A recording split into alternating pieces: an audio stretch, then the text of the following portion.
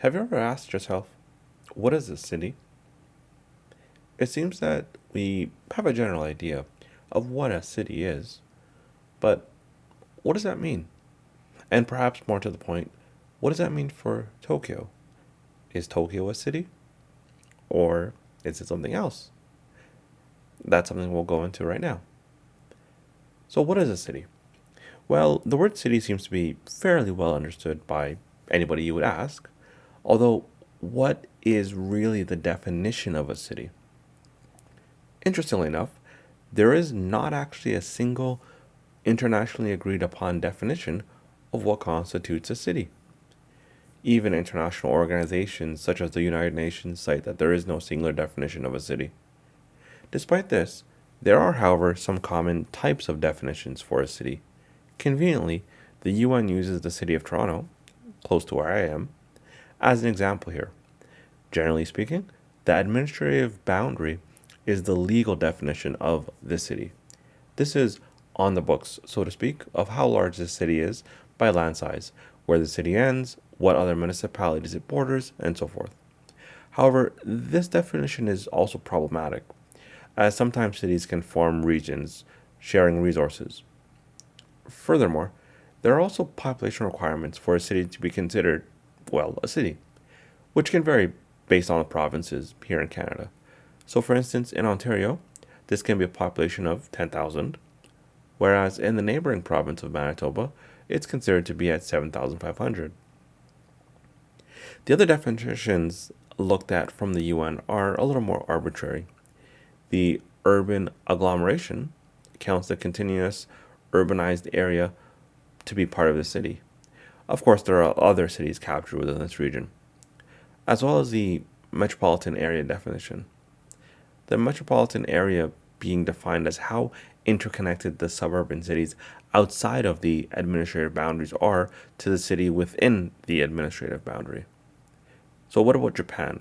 And more specifically, Tokyo. So, Japan, just like any other country, has its own definition of what constitutes a city. Under the local autonomy law, there are some conditions that must be met for the status. So the first is that it contains a population of 50,000 or more. 60% of the total or more of the houses are located within the urban area. 60% or more of the total population is employed within some urban occupation, so commerce or industry, that sort of thing. And the final one is all other conditions under the prefectural bylaws must also be met. So, before delving in, we have to also consider the history of Tokyo.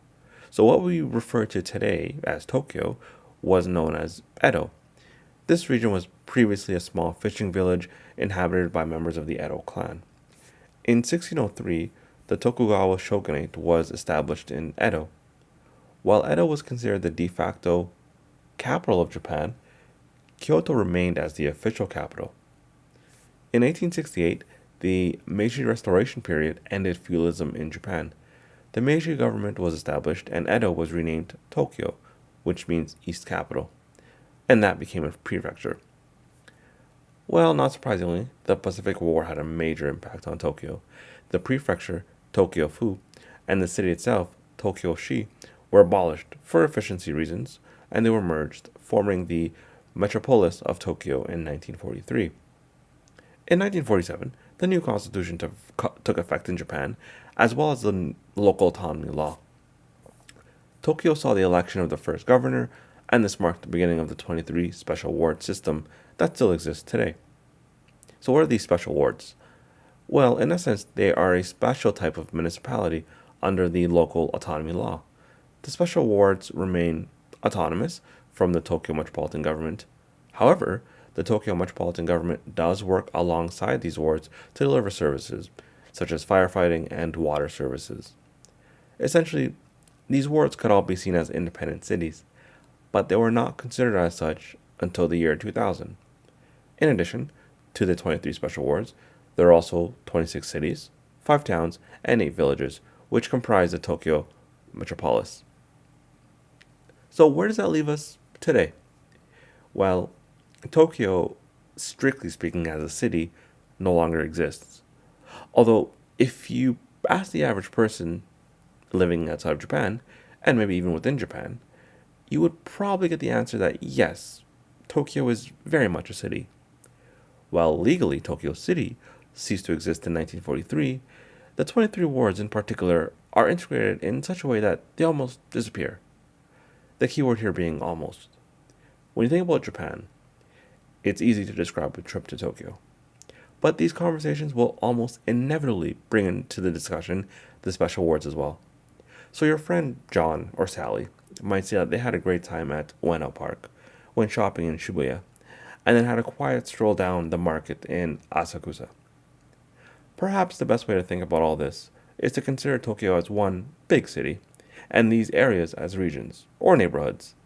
The mental picture of Tokyo probably doesn't bring about the map of the special wards in cities and towns and villages which form the metropolis, but rather, more or less, a continuous and large metropolitan area. The special wards do get some recognition, but it really only occurs in passing, and often tourists may not even notice. Well, one thing is for certain though, a trip to Tokyo makes for a great vacation. I'll catch you all in the next episode.